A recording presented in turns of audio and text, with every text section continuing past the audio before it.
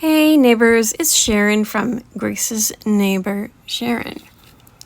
Thank you for clicking on my video. This video is part of the Calendar Girls collaboration for the month of March. Our hosts are Tiffany from Simply Blessed Crafts, Jessica from The Busy Housewife, and our guest host this month is AUREA from DIY with AUREA.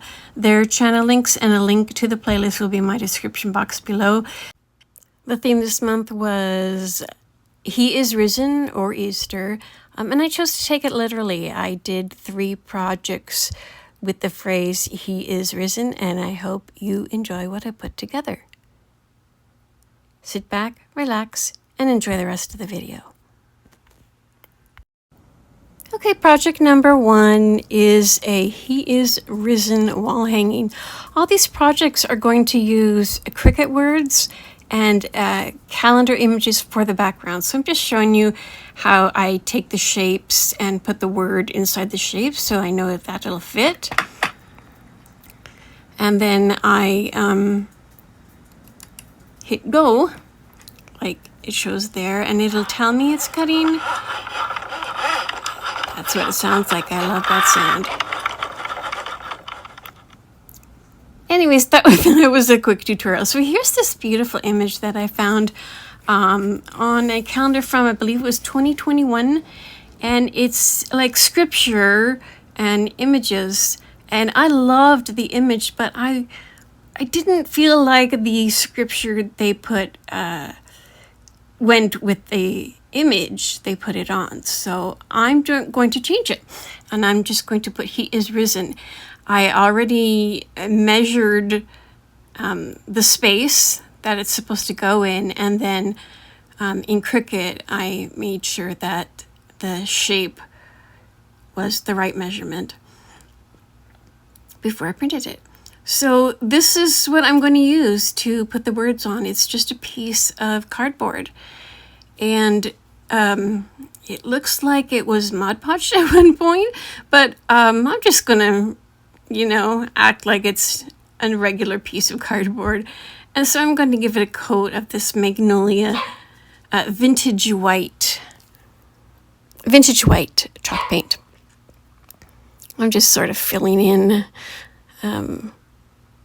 where it doesn't seem as white.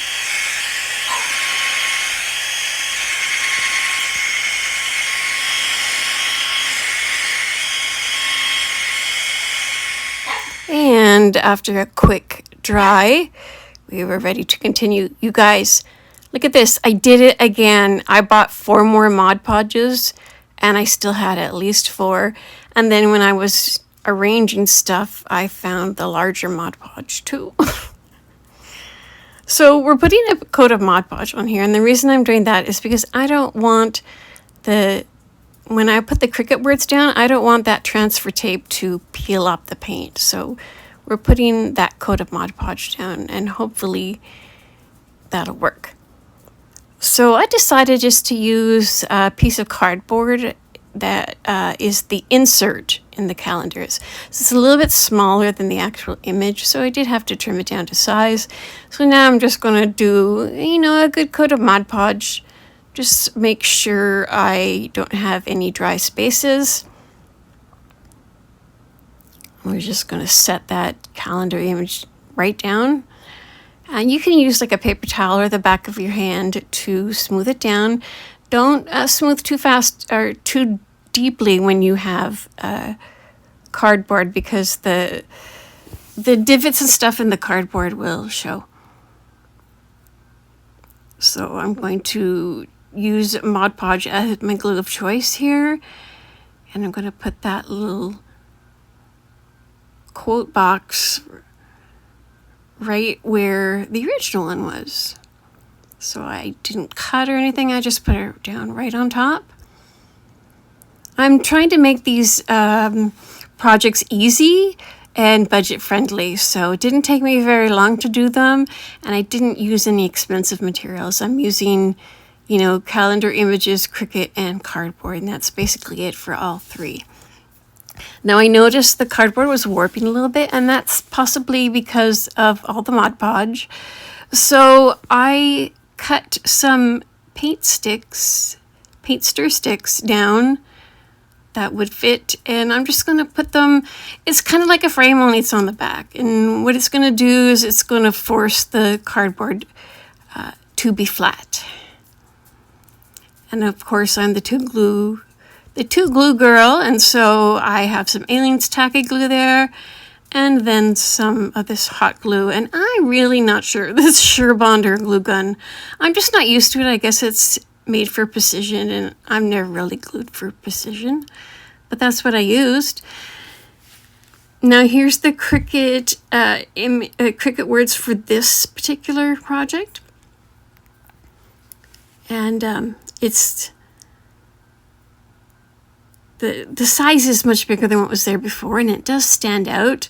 I don't know if that's good or bad. Like, in some ways it doesn't look as elegant, but I like that it pops. So you do you. If you want it to be a little bit smaller, if you decided to do something like this, but I wanted to fill the space, so that's why I did this size. I'm just going to hold down the vinyl word while I peel away the transfer tape. And it usually works pretty good if you keep your transfer tape flat to what you're transferring it onto. And there we go. And I just used the back, the non-sticky side, to rub it down. And then I'm going to put a very light coat of Mod Podge on top of the words because the vinyl's pretty shiny. So the straw in this nest in the calendar image reminded me of the Dollar Tree hula skirts, and I happen to have one sitting out. So what I did is I cut off 3 strands and knotted it, and then I hot glued the knot into a corner of the image and twisted it and then hot glued it down. And then when I got to the next corner, I tied another knot, hot glued it down, and then did the same for the next side and the next side. Then on the side where the quote was, I did a knot before and after. And I think this kind of border is, really fun, and it matches with the image, and I'll give you a good look at it during the final reveal.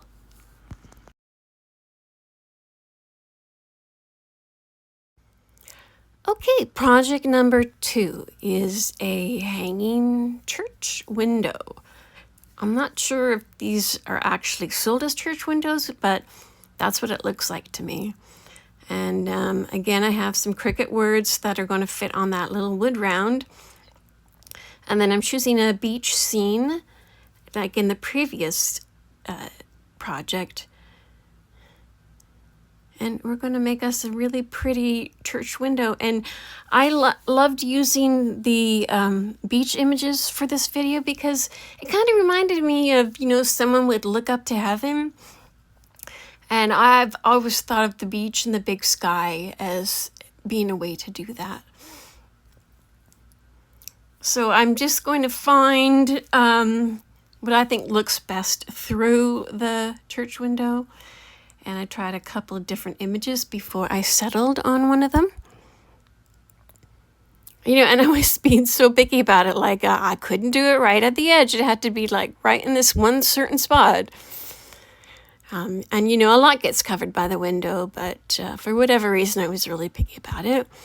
And I don't have to be careful cutting any of this stuff out because there's a decent border on the window that's going to hide any imperfections.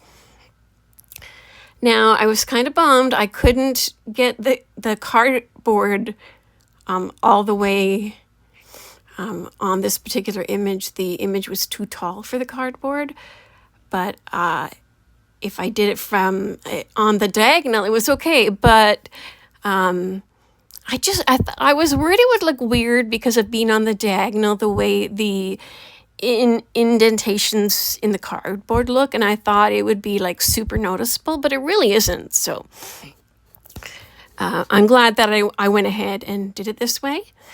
And you know, I'm just kind of trimming it, but again, I don't have to be perfect because I've got a good border to work with. And as I usually do in a lot of wood rounds, is take some burnt umber and a baby wipe and just rub some color into it and make it a little more high-end looking, and also, you know, bring out the beauty of the wood. This is from a coaster set, so this is actually wood. And I think it was Katie from Lady Red Crafting said it best. She said she likes to do both sides of the wood round, and then she picks the side that she likes best. And that's kind of what I've been doing as well. Again, I did both sides and let it dry. And then I chose the side I liked and did just a distressed coat with that Magnolia Vintage White chalk paint.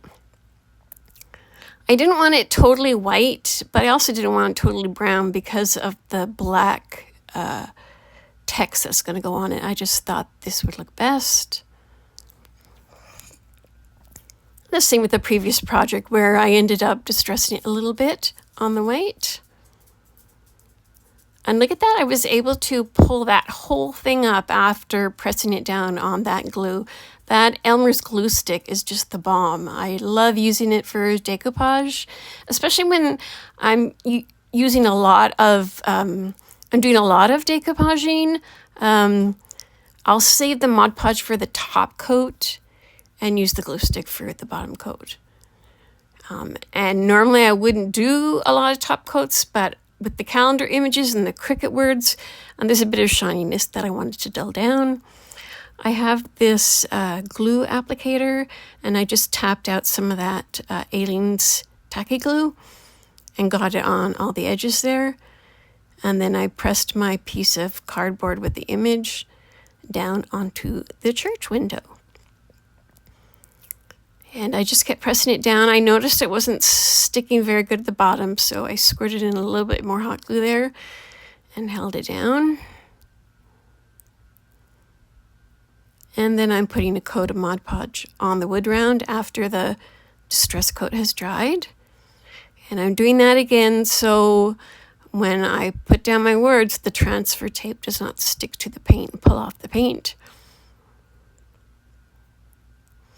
Now I'm going to skip through a lot of this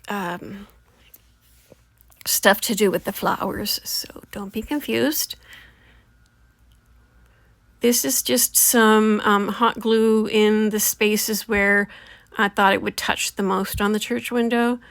And once I got that down, I was trying to think of how to do the florals, and what I ended up doing is poking a hole and pushing a piece of twine through the hole and knotting it, and that's acting sort of like as an anchor, so if any of the glue gives way, the little floral wreath is still, you know, attached. I used I think those were Dollar Tree florals, but I just kind of used some hot glue and some regular brown colored twine, and I sort of wrapped the twine and glued and wrapped the twine and glued. I originally used baker's twine, green baker's twine, but it like popped, and not in a good way. I didn't really want it to pop, and that's when this brown twine is so good for wrapping florals, because it just doesn't stand out. I put a final piece in the top there because I wanted something to put the bow on. I was going to leave it blank for the bow, but I realized I wanted the bow raised up a little bit. This is the purple ribbon that I used in a previous video. And I wrapped the twine, I scrunched it and wrapped the twine around it to make an awareness bow. And then I decided instead of covering the twine, I was just going to put this little white shoelace bow with this pretty narrow ribbon. I fixed up some of the flowers, hot glued them down, and you will get a good look at this during the final reveal.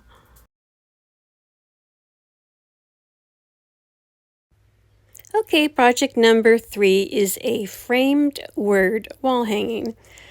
About 3 years ago, I purchased a box of these narrow framed signs. They said like, thank you, no, gather, I think one said gather, thankful, and maybe one or two other words. But I had a whole box of them, and I'm still using them. There are other narrow-framed words available for purchase at Dollar Tree. I tried one of the darker ones with the particle board, and it always seems to fall apart when I try and take it apart. So I really like this one. If you have some of these laying around in your stash, this would be really easy to recreate. What I'm doing there is I just pulled back the little clips on the back there and took the little board out, and then I found an image that I liked with the water and the sky, just like in the previous projects. And I'm going to decoupage it on the back of the sign using my Elmer's glue stick, just like in the previous two projects. That's what's so fun about this video is you're using like the same supplies in all three projects, and yet they are so different. Again, I just smeared the glue all the way to the edges and the corners, and then smoothed the image down. And then instead of trying to cut it, I used my sandpaper to sand off the edges. And the reason I did that is I just wanted it to fit in the frame without trying to jam extra paper in there or whatever and mess up the glue or the placement of the image. So sanding is the best option here. I have these new fan brushes from Amazon. I think I'm trying to show you the name, the brand name there. They're actually different sizes, which I didn't even realize, but I just pulled one out, and I'm going to use the fan brush this time. I was kind of hoping I'd get some like brush strokes showing, which you just don't get when you use the sponge like I did in the previous projects. And I just like a fan brush for that particular application. Once it was dry, I got my Cricut words ready. And again, I showed you already in the two previous projects how I do my Cricut words. So I'm just going to show the end of the process here. I rubbed down the letters and then pulled off the transfer tape. And oh wow, this was the easiest application of the word in all three projects. I'm not sure why. Maybe, I don't even know. But yeah, it was nice and easy. I'm just going to pop that little piece back in. But now the thankful part is on the back. And I didn't touch that. You know, if I want to like switch it out or even do another different word, then I could. And I'll give you a good look at this during the final reveal.